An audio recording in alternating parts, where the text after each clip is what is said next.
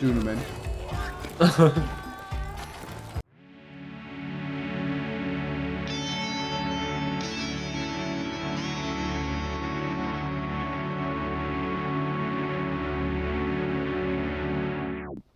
Wah! Sorry, There's always one. that's me. So we've got a few different things that we wanted to bring up. This one, wasn't it? Yeah, you wrote it all down. Yes. Yes, I've written quite a few of them down. So just to start Rob off straight away, Oh, God. favorite video game soundtracks? Oh, here we go. I can't. You can't ask. You two start. I can't pick one. You know, okay. Jake, you go first. Oh, see, it's still a hard question even now. I've got a few in my head, but if I had to pick like one video game soundtrack, it's Sonic Adventure 2. Okay. That's no surprise. Before we talk about the rights, but I know this is really pedantic, but we have to define what is the best. Like, what are we measuring best as? Your favorite, your personal favorite.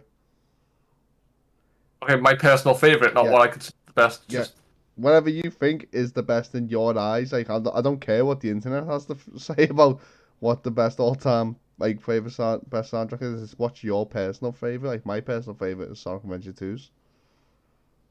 Okay. I mean, I want to see Final Fantasy VIII, but I'm just aware that that's laden with nostalgia. But I don't know if that really devalues it because that is a good enough reason for it to be my favorite.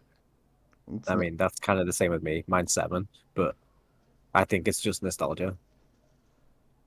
Like that battle tune just yeah. sends me back. Just do, do, do, do, do, do, do. It sends me right back. Nah, nah, nah, nah, nah, nah, nah, nah.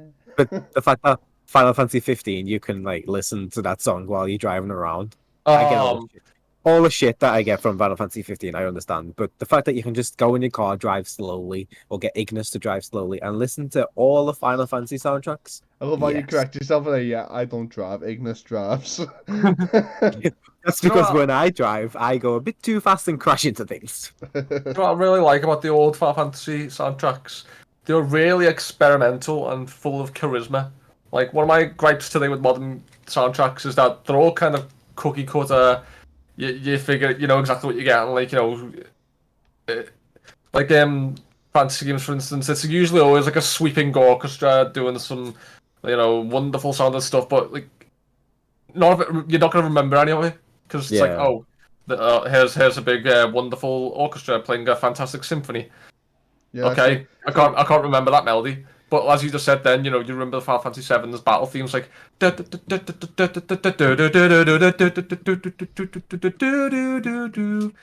You know, like I'm willing to put like £1,000,000 on it that you'll never meet anyone that go like, "What's your favorite soundtrack?" And they go, "Oh, Breath of the Wild." Like, yeah, Breath of the I Wild's mean- music's fantastic, but it's just like atmospheric music. yeah. Right, do you know what? It's a modern one. The Witcher 3. The vocals in The Witcher 3 are Well, if we're gonna go with modern soundtracks, Where's the like it'd next be an level? absolute crime to ignore Doom and Doom Eternal. oh nice. Oh, They yeah. set the standard with soundtracks and modern music. They did. Fucking what's his name? Mick. Mick Connor, I think it was. No. Composer. Mick Gordon, that's it. Mick Gordon is a genius, like a musical genius. Yeah, like the way he goes through like the way he uses actual physical like digital instruments and what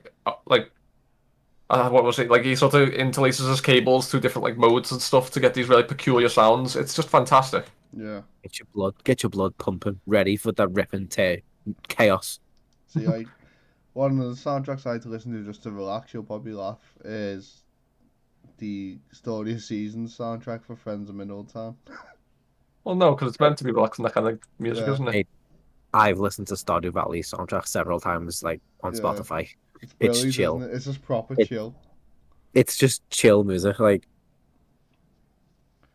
that's the best thing about music. Like you could like something that someone completely hates, Yeah. but it doesn't matter because it makes you happy. Yeah, that's What it. about Ocarina of Time? Ocarina of Time is an absolute staple in the music game history. Now, let's get things right here. Now, Craig's probably gonna love me for this comment, but technically it's not. Because a lot of Why? Ocarina of Time's music was took from Link to the Past. Mm-hmm. A lot of it, like the same with like Majora's Mask. What it was like the first like Zelda I'd say to have like proper decent music was Link to the Past. Ocarina of Time took most of the soundtracks from Link to the Past. Granted, added a few like all the Ocarina melodies. Obviously, they're all new, but all like the songs, like the villages and towns, and that they were all took from Link to the Past. Well, just change Ocarina of Time to Link to the Past, then and my statement Yeah, stands yeah, true. yeah. The music is unreal, and like Zelda's Can't and just change them. I am going to change my answer. Just don't listen to me. I said Well, Link to the Past. changes to no, like Zelda music is just amazing. yeah, because like I've just learned that, so I'm willing to adhere my answer to Yeah. what Do do the do what do they said. do do. Oh, where we But go. like, what I'm saying, like, we were having this conversation last time. Like what makes Zelda so charming is how charismatic it is, and the music reflects that. Every music, I mean, every song, every track tells a story. Like it's got a feeling Yeah, and a vibe. It's not just gorgeous sounding for the sake of sounding gorgeous. You remember it because it's filled with passion and love, and it's so delicately created and composed to match what it's representing. yeah. Like I 100% agree. Yeah, I mean, I agree. And we've also got like staples like what Link. I mean, Craig was just humming in like the Mario theme. Like it's not necessarily a great song, but it's iconic. Yeah, it's very It's, catchy too. I Yeah, think the fact that it's catchy, like, is the reason why it's iconic. yeah. You got the same with Green Hill Zone with Sonic. Everyone knows it. Yeah, One thing, it's, right? it's, it's like the sorry, No, go on, go on. it's like the Zelda named actual theme, the Hyrule theme. Everyone knows it. Yeah. Oh, Hmm. the one on Hyrule Warriors first level is amazing. It's just nostalgia. Like, it's one of them things. Like, everyone knows the soundtrack, even Yeah. if they don't play the game. They probably heard the song. Like, oh yeah, I've heard that. Like even though it's not new, but it's probably just how many times they've released this game. But the soundtrack from Skyrim, I think every gamer knows now. Oh, Yeah. oh, oh, come on, Rob. Get your No, Dovahkiin on. Go. Dovahkiin. There you No, go. I was gonna say like one thing I've been following lately, like in terms of video game music and composers. It's this really fascinating technique that is only applicable to video games because it's an interactive form of entertainment. It's overlapping songs and sort of how songs can feed into each other based on the dynamic. Um, what's the word? I just said it. Interaction from the player. Like Doom again, for instance. Like the songs blend into each other so brilliantly because the composer and the designers. I don't know which other part of it, which other parts of the team are involved in this part, but the composer works with them to make it so it blends seamlessly. Like you know how it goes from like the sort of ambient music up into like the rip and tear like the but like the music matches your moves. Like the actual one of the things they do is they introduce parts of the track into the song. Like it's always playing there, but when the player creates a certain action, like a finishing blow or what do they call it, the glory kill, like those parts of the tracks that were muted suddenly come in to sort of add more power to the thing to match what you're doing. It's fantastically clever and it's so subtle, but it really adds a layer of depth to the music. Yeah. Yeah. And it's in a couple of Final Fantasy games too. In Final Fantasy 15, there's that like bossa nova place where you go, like the sort of restaurant on the water. Yeah, yeah. Like when you go from the beach onto One the of the pier. first places. Yeah. When you go from the beach onto the pier, just the music kind of switches from what it was to a more like chill, That's laid because back. Yeah. Yeah. the beach does crabs that attack you. So the Um, beach is not as much as a safe zone as the like restaurant place. yeah. They've been doing this for years too. Like Banjo Kazooie did it. Like, do you know when you swim, like you've got the dun dun ba dum bum bum bum. No, that's Donkey Kong, but you know what I mean.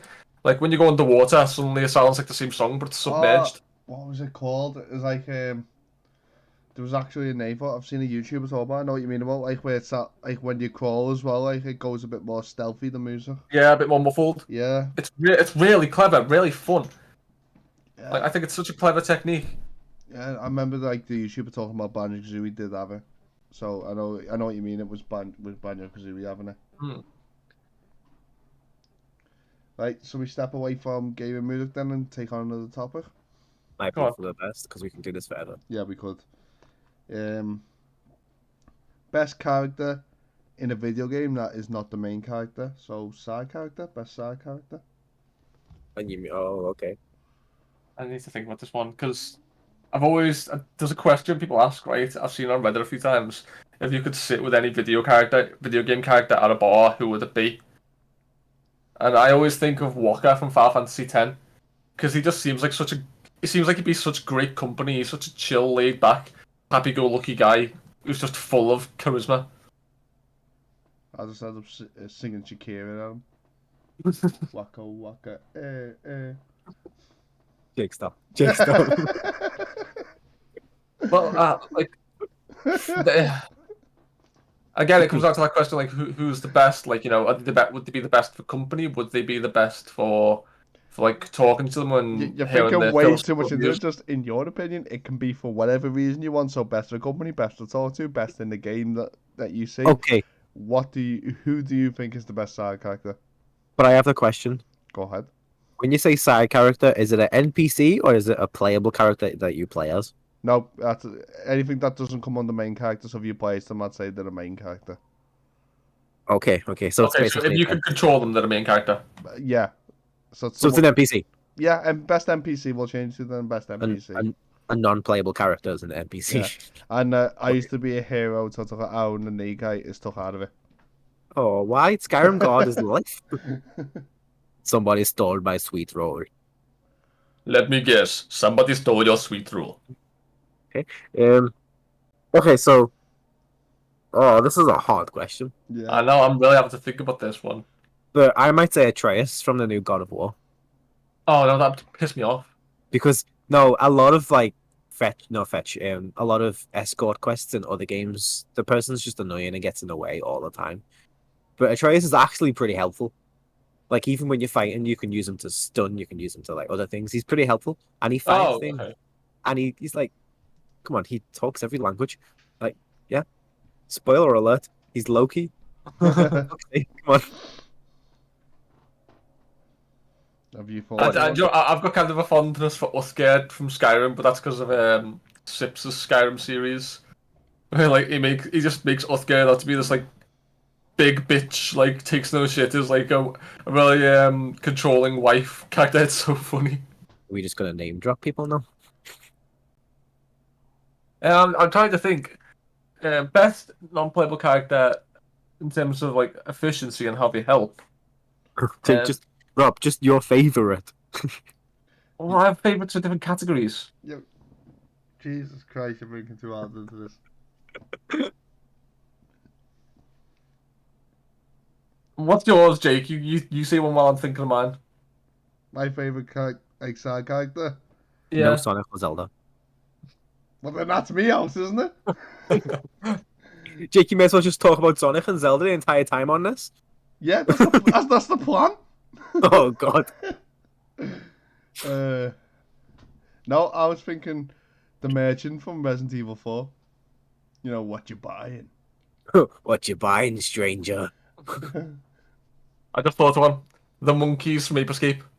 Oh fuck's sake, they're enemies. Can they? Yeah, but they're also NPCs and they're hilarious. Can they speak? No. They need to. Yes. They communicate in anger. They throw bananas at you and they go. So basically, Craig's gonna have a conversation with his. I'm gonna have a conversation with mine, and you're dodging feces. Yeah, sounds great.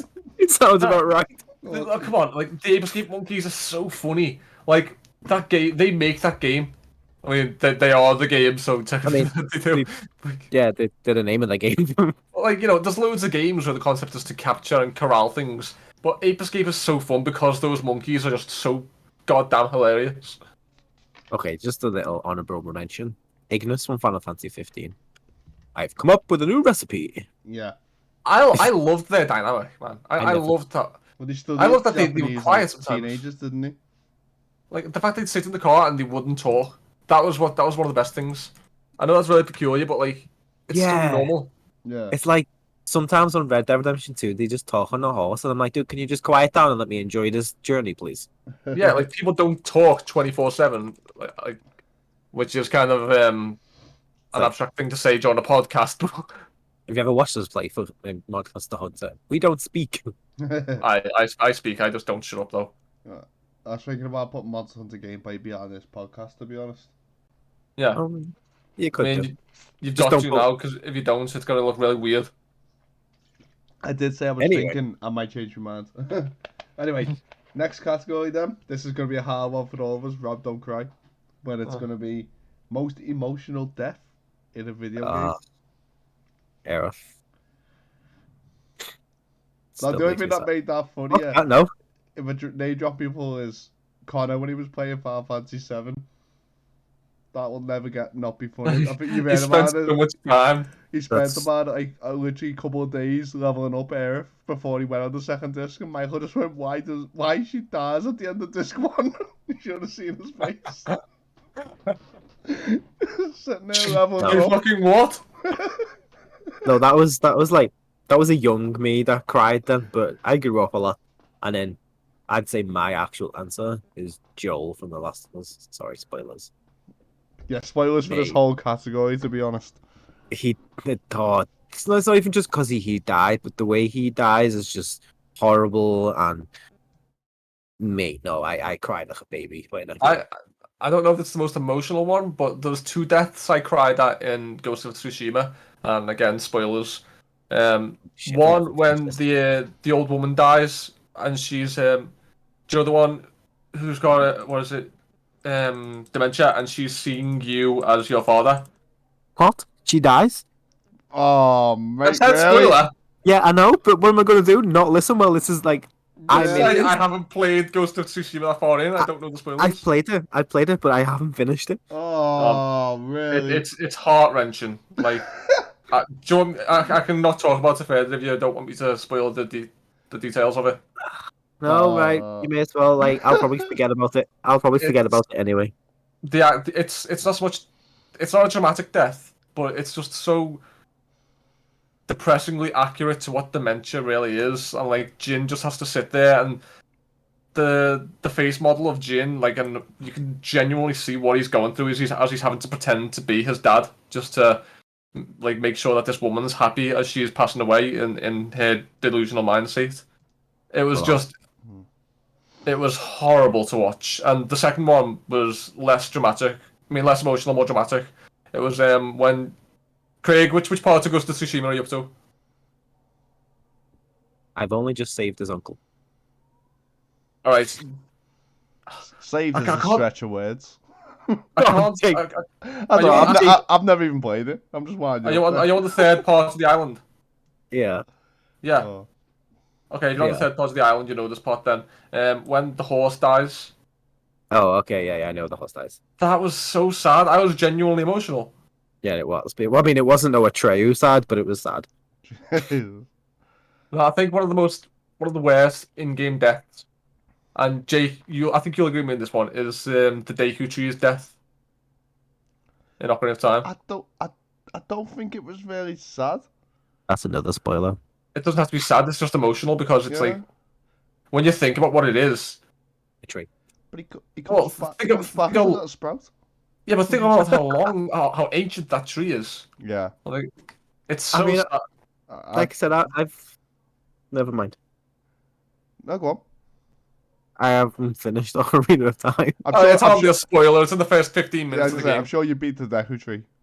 To be fair, I haven't played it for a long time since I had a DS, so Yeah, it's literally after the first boss, like See- the tutorial boss. See, my worst video game death, it's not really the death that hits you, it's what happens after it on the cutscene. Hmm. And it's the boss in Metal Gear Solid 3. the end. Yeah, the boss, no. the boss. The boss hit his teacher, like, Yeah. after you beat her, you found out everything, and you just sat there, like, I've just killed her, Yeah. and she was in the right. And, and You you're like, have to. yeah, for the mission, and like the way the gun hovers above her body, Oh. and It the was- game won't continue until you press the fire button. It's like that. it's like that thing was like, are we the baddies? Well, yeah, that's why, because I always loved on Metal Gear Solid 3 was the credits.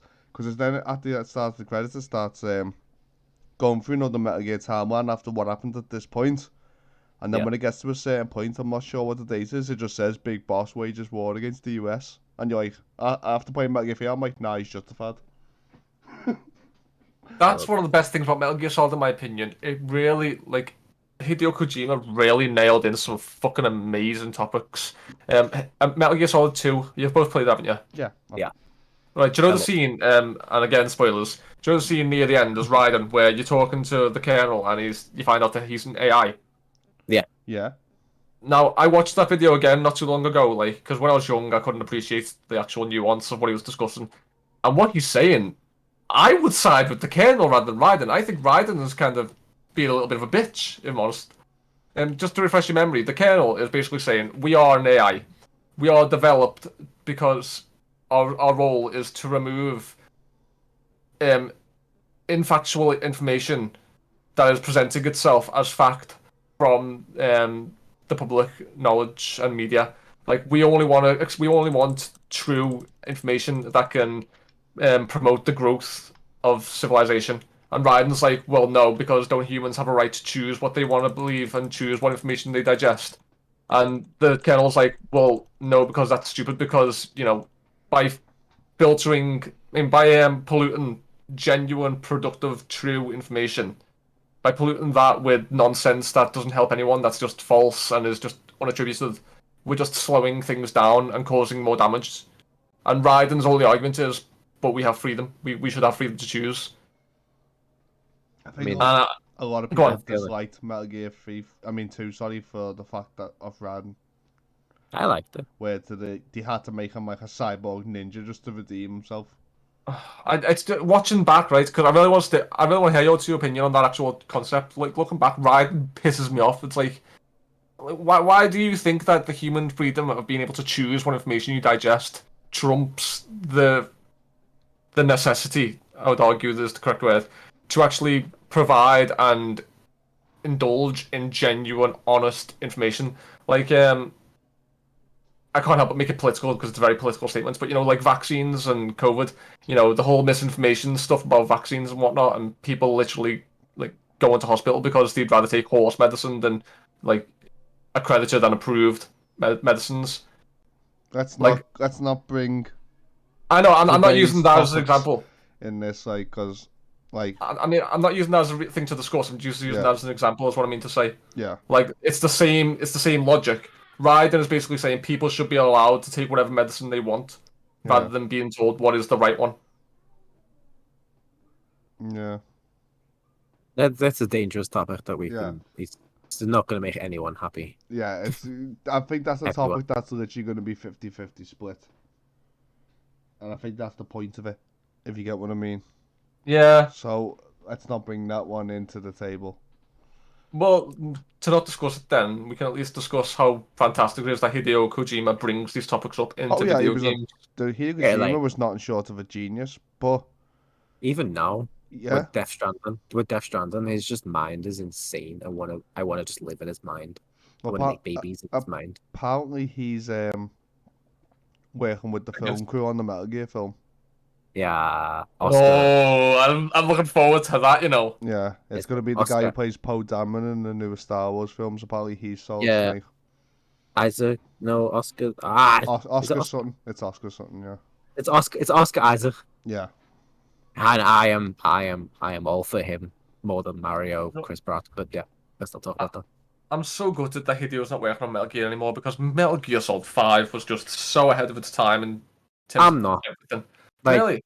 Metal Gear Solid 5 was one of the weakest ones next to some, like, not obviously What? Meth and Oh my Survive. god! But Metal what? Gear Solid 5 was one of the weakest ones It's because brilliant. the main no, shut up. The main thing about Metal Gear, which was in all four of them, was it had lots and lots of cutscene and I knew you were story. going to say that. Just listen, and like not little smaller gameplay, but like smaller linear paths with more kind of choice. See, the Metal Gear Solid 5, they scrapped all the story and were like, let's do open world. I'm sick of open world games. I'm sorry, but They just distract me from the actual story. It pisses me off, and then the ending where it's just like, what? So you got to kill them all anyway? What the fuck? Right. I just did all that. I just did all that for nothing. You got to That's an remember emotional one. the two things about Metal Gear 5 is one, it's not a finished game. The Konami stuff between Hideo Kojima and Konami happened midway through that game. The game's not finished. There was a whole chapter 3 meant to come out.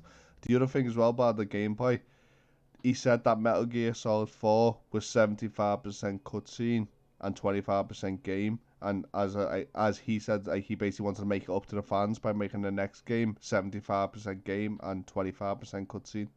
And I just didn't like it. Yeah, Metal Gear Solid 4 had like the record of the longest cutscene in it. I think it still does, like 70 something minutes. No, there's one that's an hour and a half. I thought it was like 70 something minutes. But yeah, like that's what I liked about Metal Gear Solid. Like I thought I was watching something that was legit hooking me in. But Metal Gear Solid 5, I just couldn't do it. Yeah. It's like when someone told me Hideo Kojima wanted to be a film director, I was like, yeah, no fucking shit. Yeah, but that's why people liked Hideo Kojima. Yeah, he could tell a great story. He's an amazing storyteller. Even Death Stranding. Yeah, I get that people say that the gameplay's boring. It's just a fucking mail simulator. I get that. It's understandable. But the story in it is just yeah.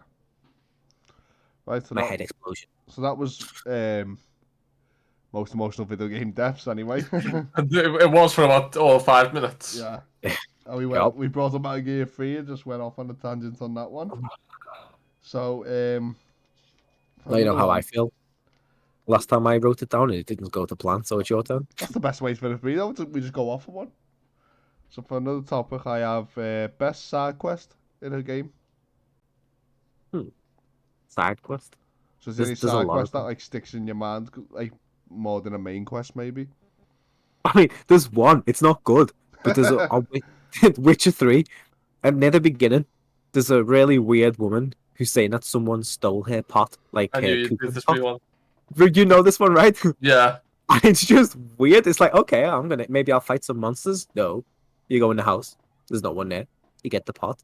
There's nothing, and you take it back to her. And she's like, oh, like, wait, what? What? Sorry, that just stood out to me because the witch is all serious. It's all like dark and serious, and monsters around corners, and this woman's just fucking fuming because she doesn't have her pot. Oh, that's a pretty good one. No, it sticks in your head. That's like the premise. Rob, do you have one? Yeah, the Calmlands monster arena from Final Fantasy X. There we go. That's literally one of my favorite things from that game. It's so fun. Jake, calm down. Calm down. I can't remember it, Rob, to be honest. Can you talk us through it?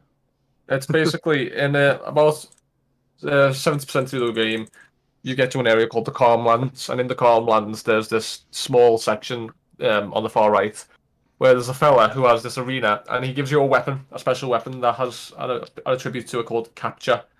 And this attribute, when you kill a monster, if you land the finishing blow on an enemy with this weapon that has Capture on it, you capture it, and you can get 10 of every monster. Basically, it's just registered to your account. It doesn't go anywhere in particular. Like, you don't hold it. It's saved to your account and registered to the arena. And there's you've got to capture essentially you have to capture 10 of every single monster within every single different zone in the game. And when you do so, along the way, you start unlocking monsters that he creates using the monsters that you've captured. Like, you can just go back and fight the ones that you've captured infinitely, but the real prize is the monsters that he creates. They introduce some of the strongest, most difficult end game fights in the game, as well as some of the most amazing end game rewards. But it's just such a fun grind, and the rewards are just so enjoyable. Like, I really make it worth it. Like, it's one of the things I enjoyed most about Final Fantasy X. Fair enough. Well, that sounds like a decent one. I wouldn't even mind giving that one a go, to be honest. Oh, it's so cool. Although, on that note, fuck the Tomberries in the Cavern of the Stolen Faith. Anyone who's played that game and knows about the capture mechanic knows that those Tomberries are bastards. Okay. And King Malboro's in Omega Ruins. I still need to play through 10. To be honest, I will have to give it a go at some point. I'll probably get it for my PC at some point. Get it for the Switch. You get 10-2 with it as well. Yeah, you do. No, I might do. Yeah, you get the HD remaster. It comes with the Switch HD, a 10-2 HD remaster. And I know you like 10-2, so... Was Charlie's Angels for Final Fantasy? What's not to like? I believe it's on sale as well. I think it is. I don't know how much because I've got it, but it's on sale. Oh, nice. I'll have to get that. So I've got two. Don't worry, one of them's dead short, but one of them's a bit lengthy. So I'm Whatever worrying. Zelda. the one that's dead short is the Borderlands shoot me in the face guy. You just shoot him in the yeah. face. That was just so funny. I still think about that every now and again. Was that, When he shoots him, he goes, "Thank In the you." face. Thank you. And dies. The other was that one, Borderlands 2? it was Borderlands 1, I think. Was it? I thought it was 1 anyway. I've always, in my head, it's saying it's 1, like, but I could be wrong. It's been a while to played any Borderlands. The other one is the Skyward Sword paper. Now, why I love this is because this quest has two outcomes. So, Sorry. yeah. I've just checked. It's Borderlands 2. It's called Face McShooty. Ah, there you go. Belton. Best name for the quest ever as well. Oh, It sorry. is. I know you're in the middle of one, Jake, but on Borderlands side quests. What about that one with and Tiny Tina's D&D one, and you've got the guy from what is it, Torg, where he's like, it's. I'm trying to remember it. It's like he. Oh no, it's completely out of my mind. I just remember it absolutely like slaying me when I first played it. It was so funny. I'm not sure, but Isn't that a DLC? It is, yeah, it is. the Skyward Sword one basically you go to where you start, and one of the lads that used to bully you says he has a crush on a girl, and he's wrote her a letter. So he gives you the letter to give to her because he's too shy. So what you can do is give it to the girl, and that's the end of the side quest. Or you can wait till nightfall, and when you knock on the toilet door, there's a ghost hand in the toilet that asks you for some paper. If you give the ghost the letter instead, she disappears. And then you tell him that you give it to the ghost hand instead, and he runs away crying, which is already funny. But then, if you go back into the Skyward Sword place at night and go to his bedroom, he's asleep, shivering in fear as the ghost hand is stroking his face. And he's just muttering, "Help me," in his sleep. I think that's a homage to The one from Majora's Majora's Mask. Mask, yeah. Yeah. But I love the way you could just either screw his side quest up completely and just torture him for the rest of his life. That's very strange. Oh, I've got a good question for you. go on. What's Oh. I've set the bar now. Fucking hell, excitement levels high. What's Greasy Listen. horny all over? What is right? What's Wow. an old myth or rumor that you heard from a video game that you tried to recreate back in the day? I think we touched on this last time as well. We Yeah, did. I don't think I have an answer for this. Because I remember last time I briefly mentioned about the whole standing on top of the bridge, the drawbridge where it's lifted up in Ocarina of Time, Hyrule Field. Yeah. Like there's loads of them, wasn't there? Yeah, the one I remember spending the most time on, and it was because it was in a magazine, so I had no reason not to believe it wasn't true, was that Sonic was in Melee. I remember that. Yeah, there used to be all sorts of things like Yeah, you've got to play for 20 hours straight or something, yeah. or you have to get 100 kills in On like Cruel Smash, cruel mode. Yeah, which was impossible. and I tried that. My God, I tried Yeah, that. I tried that so much. And there is one. Here's one. One of them for Smash actually turned out to be true. But all the rumors about that saying that you can play as Master Hand, and it turns out all this time there was actually a way, and it's some convoluted thing where you plug a controller port into the third port or something. I've seen this, yeah. Here's one That's some for you Metal then. Gear Solid shit. Expanding on what you just said then, Rob, about that one. So Yeah. what gaming myth have you tried that turned out to be real? That you might not have got or that you did get? I don't Ooh. think I have an answer for this one either. I've got two, and both of them weren't worth it. Go on. One of them was if you did every single mission and every single extra mode on Sonic Adventure DS. Yeah, I know this one. You unlocked Metal Sonic, which you did, and I did, and it was just a skin on Sonic. It wasn't even playing as Metal. Like he just ran as Sonic, and it was such a letdown. And the other one was I heard that if you beat the 100 trainer challenge in Colosseum, you got Ho-Ho. But I didn't know there's two 100 trainer challenges, so I thought this rumor was fake for the longest time. But it turned out to be real, and I just did the wrong one. Oh. Because there's one in the game, which is the one you'd think you'd do, wouldn't you? Because it's inside the actual game. And it's not. It's apparently one you have to go on the battle menus. If you're going to go in 2 player, select that one. And if you beat all 100 trainers in there, you don't want ho-ho. But I done the other one, so I thought it was fake for years. Cheeky, cheeky. We are the cheeky girls. Stop it. Yeah, Cheeky, No, cheeky. that no, stops. That stops no, that. no. Here's one you will have heard of, Craig. Mew being under the bus by the SSN. Or the van, sorry. No. You never heard about that one? I heard about that. No, so back when I was like playing Pokemon games for my life, I didn't speak to many people, so I didn't really get any myths or anything. I was a little loner who just liked to spend time with his Pokemon. There's this one kid on our street who had a Sorry. Game Shark, so we had Mew and all that. I Sorry for remember, the question. so Jake, to answer your question, my one was that you can find Yoshi on top of Peach's castle in Mario 64.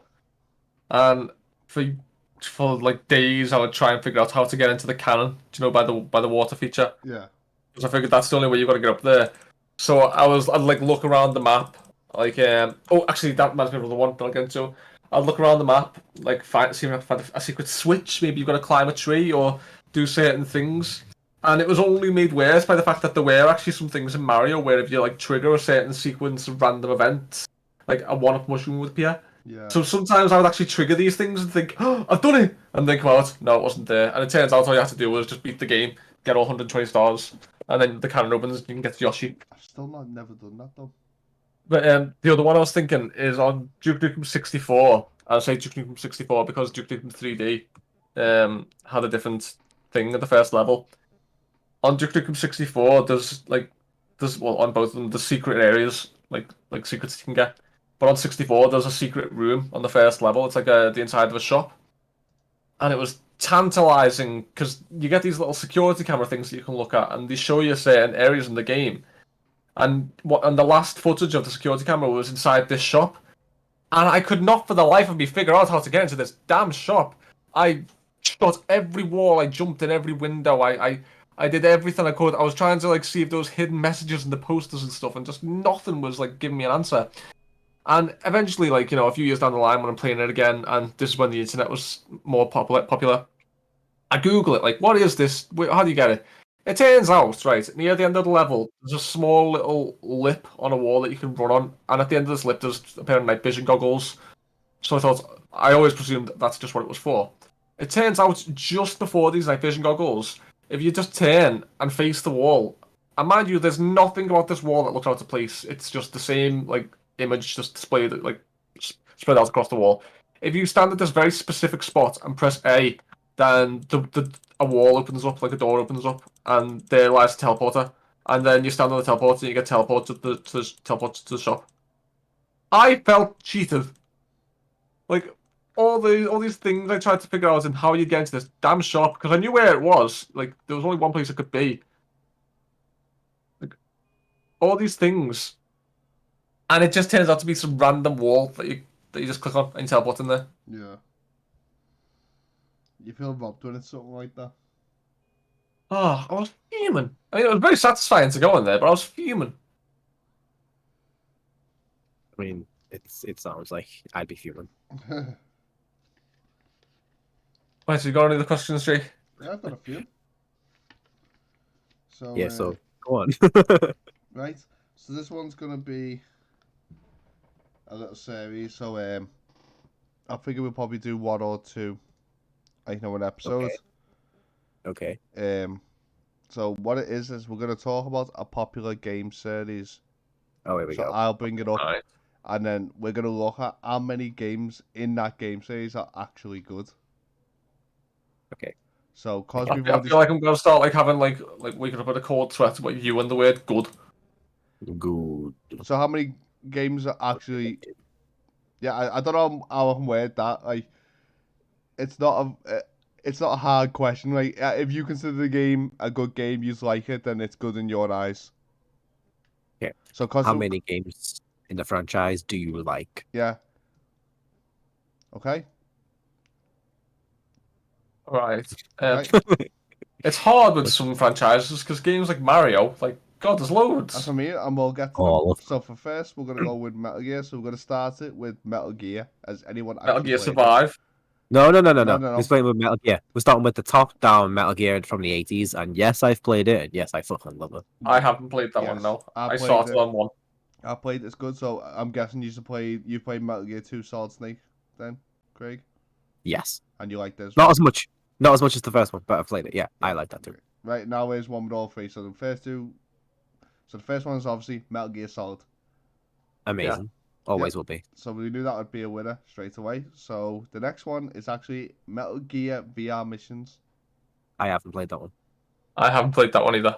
See, I played it. It was okay. It was a bit funny, but it's not worth it. Like when it was new out, it wasn't worth 40 quid. I'm just gonna preface this now. I've only played 1, 2, 3, and 5. Okay, well, You haven't even played 4. I never had a PlayStation 3. oh my god. Wow. Right, so let's Wow. change game series and we'll save this from another time. Okay. So what's a game series then that we've all played quite a bit of? As we've all played Sonic games, or actually, you know what you said? Pokemon? Pokemon. Yeah, I played a lot of Pokemon games. I've played them all, I think. Well, nearly all of them. Okay. Like even Mystery Dungeons and stuff like that. See, I played the newest Mystery Dungeon. I didn't like it. I like the new Mystery Dungeon. I'm not gonna lie. Okay, but I think for the first ones, these are just gonna be the RPGs. Okay. So Okay. Pokemon Red, Blue, and Green and Yellow. Will always be amazing. Yeah. Okay. Oh my god, I remember those games back. They are were set in stone. What? They are set in stone as classics. And Oh. always will be. They just they were the I don't know if they were the first of the kind, but God, they set an absolute like legacy. Well, they They were, of, like, were the first JRPGs that I played. they were the first RPGs a lot of people played, to be honest, weren't they? Yeah, they got me into the JRPG kind of genre. I'd say Final Fantasy did that for me, but that's digression. This is a funny story. I was playing Pokemon Red or Blue. I think it might have been Blue when I was younger, and my mum was actually playing Final Fantasy 7 on the PS1. Was it PS1? We had 4 discs. I think so. I think it was PS1. My mum was actually playing through Final Fantasy 7. My mum got me into Final Fantasy games because she absolutely loved RPGs, and I sat there and I watched that while I was playing my Pokemon, and I'd put my Pokemon down for a bit just to carry on watching it. Mm. And I remember thinking to myself, I want to play this game. And I played it for myself, and I was just like, wow. And then there was another one that she used to love. I think it was called Blue Dragoon. Blue Dragon. No, It's a blue... there is a game called Blue Dragoon, I think. I think so, anyway. Did they have like Dragon Ball Z art? Yeah, it was kind of Persona-like. Oh, okay, it was Blue Dragon. It was Blue Dragon. It was like Persona-like, where they came out like a shadow. It was like really OG Persona, and she played through that, and I watched her play through it, and I was like, these games are so good. So my mum actually got me into RPGs. Fair enough, fair enough. So the next one is obviously Gold, Silver, and Crystal. I loved Silver, but I never figured out how to get Lugia. I don't remember Crystal. I remember Gold and Silver. I don't remember Crystal. I got Gold, and how do you not figure out how to get Lugia? It's through the story. I was like 12. Fair point. I'm not going to make a further argument. I was young. Like, I just remember. I remember there being a tower. There was a tower, and there was some old geezer blocking it, and he was always going on about some wing or feather. Yeah, you need the silver wing for Lugia and the gold rainbow wing for Ho Ho. Yeah, I could not for the life of me figure out how to get that feather. You get given it through the story. I never got given it. Did you get 8 badges? Yes, I did beat the game, and I never. No, Google this now, because I swear to God. You did get it. Yeah. So the next game says anyway. I mean, next game in the lot is Ruby and Sapphire. I liked Sapphire. I had Sapphire. See, I had Ruby. I remember I had Sapphire because I purposely got Omega Ruby the next time it came out because I already played Sapphire. Yeah. Which I believe I gave to Rob with my see-through Red DS. Sorry, my see-through Red 2DS. Yeah, I still play that. I love that damn thing. Yeah. That's from me. Grandon's one of my favorite legendaries. I love that guy. Yeah, fair enough. So the next one is actually a remake. So we got Fire Red and Leaf Green. Wait. Before we carry on, wasn't Omega Ruby and Sapphire? Wasn't that the one where we first started getting actual high fidelity colors? Like it wasn't just like all washed out red and all washed out blue. That was normal, Ruby and Sapphire. Yeah. I remember because that's the one where you're in a Well, it's like Gold and yeah. Silver. Gold and It was Silver had the first one with like more colours in it. no, Yeah, it was Christmas. My older brother was on a Nintendo Game Boy Advance, I think, and I remember watching him play one of the two of them, Omega or Ruby or Sapphire, how and you close start was off at the you? back. Well, I was on the couch next to him, and he was in the van. You're in like the back of a moving truck or something, and there was a macho moving boxes or something, and I was Yes, thinking, oh my god, the graphics are amazing. that was Ruby. Does it look like that one I've just posted? I will put it in the video as well for those wondering. Yeah. Like, I just remember thinking that matchup looks amazing. Like, I Yeah, was so astounded by the graphics. yeah, that was A while there. Ruby's Avatar. So anyway, back on point. So the next one, sorry, was a remake, which was Fire Red and Leaf Green. Leaf green. Always I leaf green. loved Fire Red. I love Leaf Green. I'm with Craig on this one. Yes, I boy. still got Leaf Green as well. I mean, that's just because, like, come on, I'm a grass Pokemon. I always have Bulbasaur and Grookey Gang. Yeah. Now we've got the current remakes about to come out. So it's Diamond and Pearl, Brilliant Diamond. And what's Pearl called? Shining Pearl. Shining Pearl. I will be getting Pearl. I will be getting Brilliant Diamond. So anyway, I've always got the opposite of you. Like, you Yeah. got Sword, I got Shield. Always. so Rob, have you played Diamond and Pearl? No. Ooh, really? Yeah. You are in for I a treat. I think this is where Rob's drop-off point to Pokemon is. Yeah. I don't think Rob's played many of these after these. He's not really a big fan. yeah, I remember the ones I was most familiar with was Kanto, Johto, and Hoenn. I got up to Hoenn, and then after Hoenn, things just started to blur for me a bit. And I remember this. You've done This is where I was yourself like, a really dishonesty here, but like you're missing out on well, so many games. in hindsight, I know because I remember when I was like an angsty teenager, I was like, "Why has Rhydon got like a third evolution? Why are they changing the original Pokemon?" Viperia is amazing. Yeah, I know. Like in hindsight, I think it's really cool. Like Tangrowth, Magmortar, Electivire, like they're really cool designs. But I was a bit of a stuck in the mud, kind of not willing to try it because it didn't like change kind of teenager when they came out. See, with these Sorry ones, about I had Platinum. I got Platinum, and I adored it. It was one of my favorite Pokemon games ever made. I can't wait for the remakes. Rob, you're in for a treat if you get a Brilliant Diamond or Pearl. I'm not gonna get them right away, but I probably will get them because I've seen Kerry play Sword and Shield, and like it just was not what I was expecting. Like You've missed it's out. so different. We could have been doing raids and everything together, Rob. I know. I saw the raids and like some. Sword and Shield and Brilliant Diamond, completely different. There's not even the same graphical style. Yeah, Is it like it's chibis. yeah, It's yeah? top- It's top down, old school style. I can't. Is the wait for it. gameplay gonna be like Let's Go Eevee? No, No. It's back to actual Pokemon. Okay.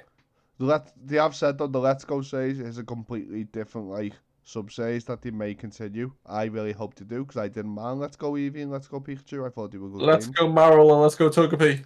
Okay, I enjoyed Let's Go if it wasn't in docked mode, like because the whole throw and the Joy-Con just started to piss me off. But in handheld, You could just where I press a could just button. press a button, so much Yeah. better. Anyway, moving on. So next we got more remakes, which were amazing. Heart Gold and Soul Silver. They Heart are Gold. like so coveted, like to this day. I do not know why they are so expensive.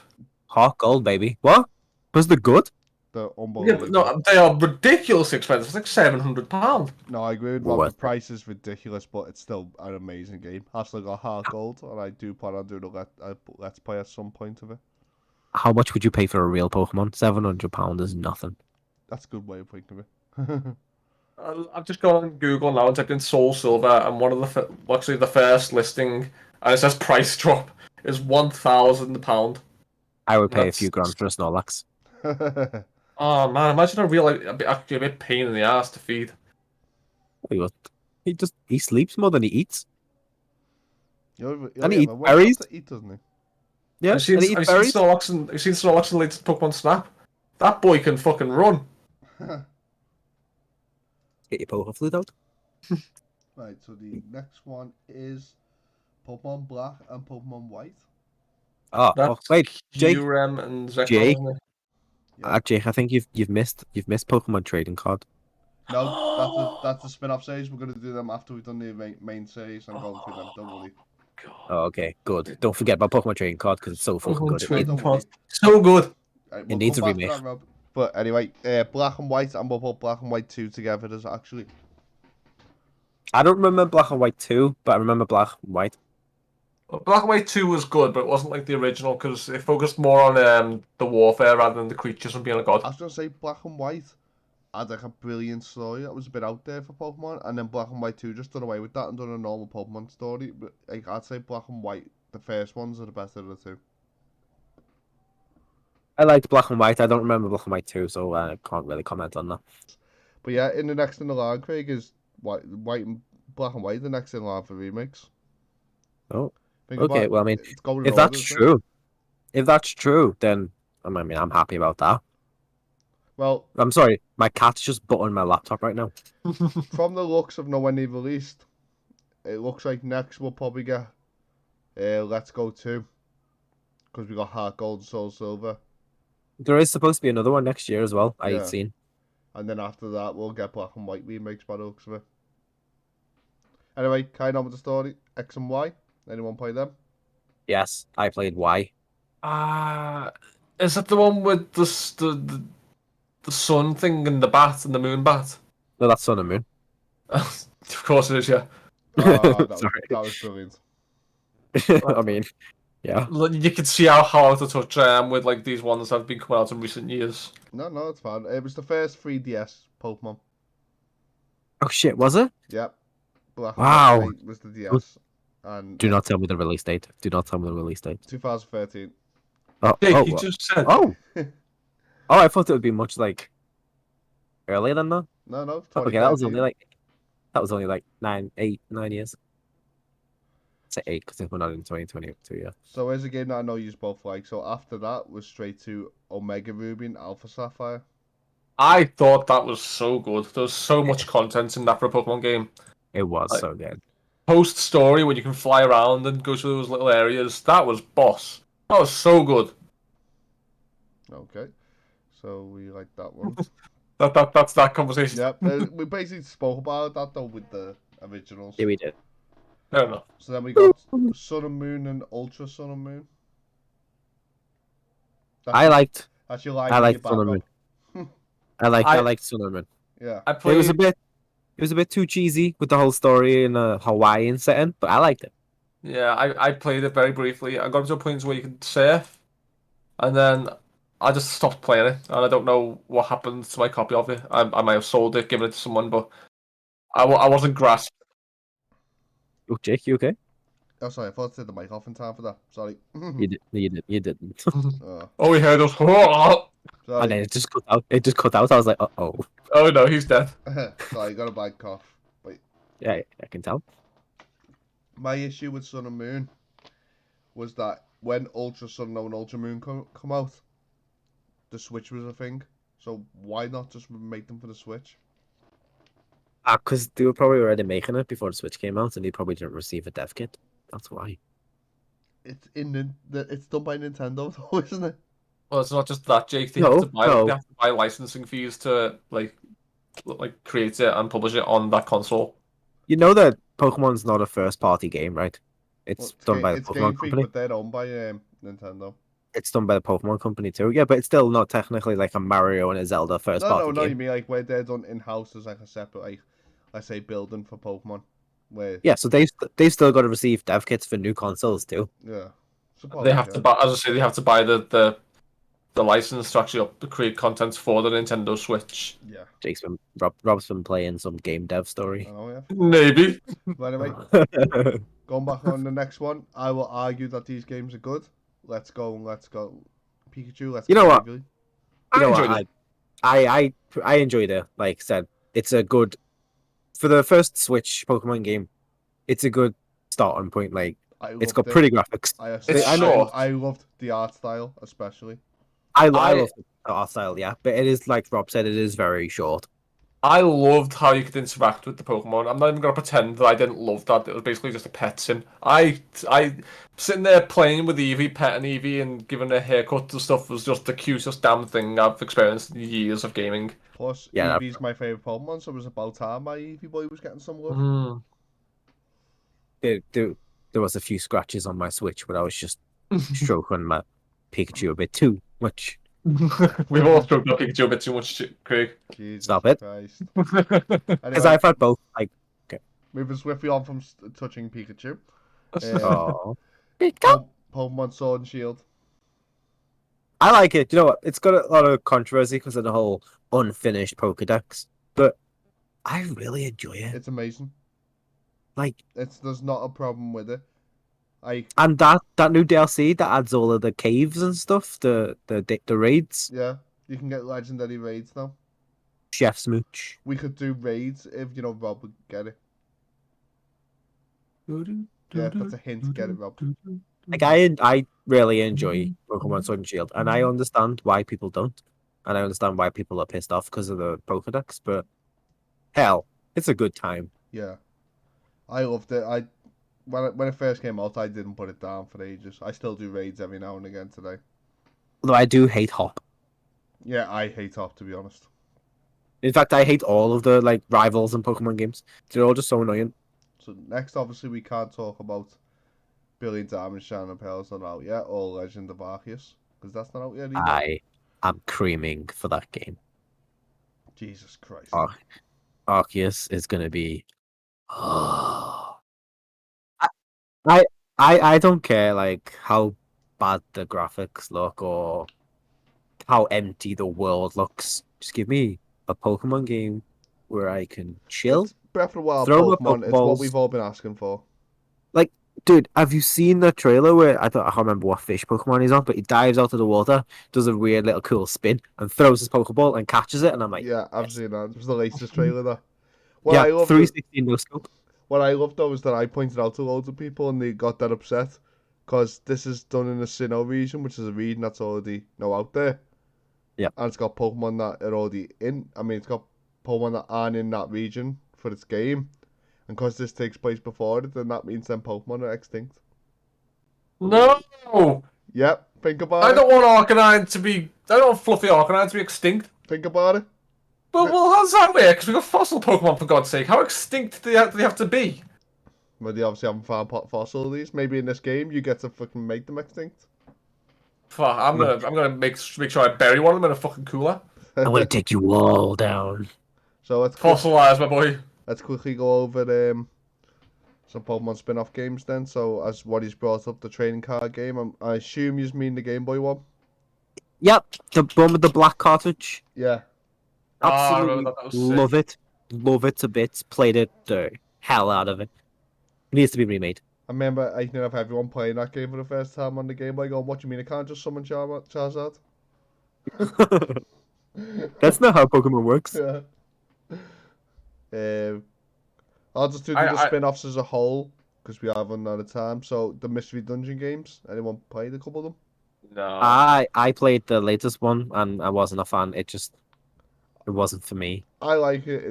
I think it's a super chill game, but like I will admit, it's repetitive as all hell. Like once you've done one dungeon, you've done what you do in the whole game. Sounds like most games. Yeah, literally. And there's one that Rob's gonna go, oh my god, over the Pokemon Snap series. Pokemon Snap, right? Let's take the rest of this podcast on just me rambling about how great Pokemon Snap is, just as a concept and an actual game. And that's all we have time for.